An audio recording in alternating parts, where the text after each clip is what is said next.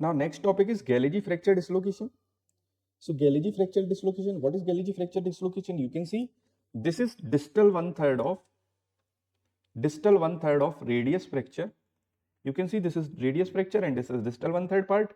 So distal one third of radius fracture along with distal radioulnar dislocation. So you can see this is distal radioulnar dislocation and this is distal one third of radius fracture. So this is Galleazi fracture dislocation. Okay. So now many students got confused and I used to got confused during my MBBS time that in Galleazi whether it is radius fracture or ulna, because Galleazi and Monteggia are confusing. So I have made a mnemonic that is GAR and MONA. So MONA is for Monteggia and N is for ulna. So Monteggia में ulna fracture होता है and GAR is for radius. In Galleazi there is radius fracture.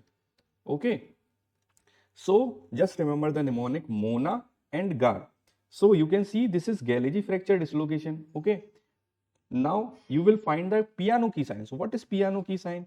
You can see this is the dorsal migration of ulna. This is volar side and this is dorsal side. So you can see this is dorsal migration of ulna. This is known as piano key sign because ulna क्या होगा ऐसा उठी रहेगी. So like a piano key. So that's why it is known as piano key sign. And how will you treat?